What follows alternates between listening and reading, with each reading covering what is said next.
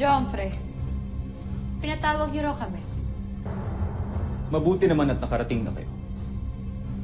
Isang magandang balita ang nakarating sa akin.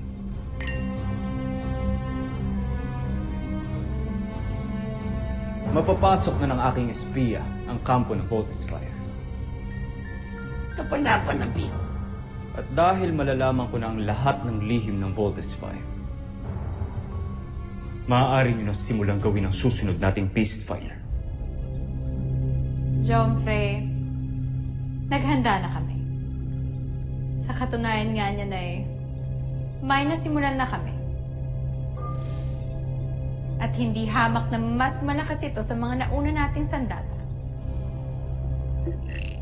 Ito ay pinangalanan naming Ned.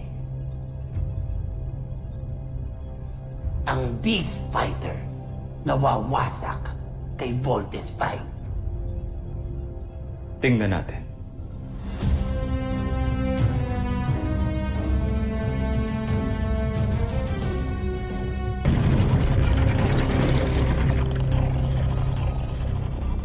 Magaling. Pinagplanuhang mabuti ang pagbuo kay Ned, Jomfre. Sinaliksik na mabuti ang bawat detalye nang sa gayon ay walang makitang kahinaan ng kalaban sa kanya. Sana nga siya ang beast fighter na tatalo kay Voltes 5. Malaki ang tiwala ko sa'yo. Ashmi. Maraming salamat, Jomfre. Ngunit, hindi ko ito binuo mag-isa. Kung hindi dahil sa tulong ni Draco ay wala si Ned. Kaming dalawa ang bumuo rito, kaya naman tingin ko kailangan nyo rin siyang purihin, kamahalan.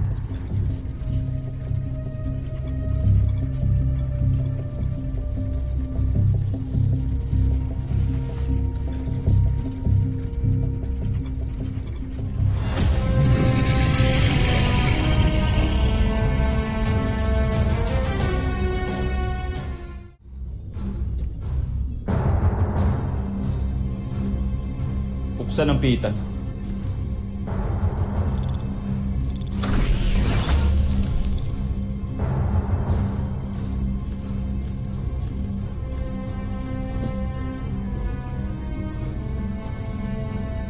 Jomfre,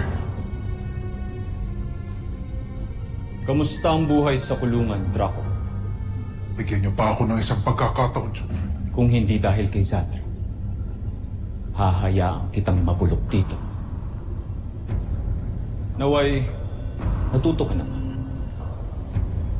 Dahil kung hindi ako magdadalawang isip na parusahan kayong lahat kapag hindi ako nagtagumpay sa aking misyon. Hindi maaaring sumama ang tingin sa akin ng mga tagpusan. Hindi maaaring masira ako muli sa kanila. Shibat,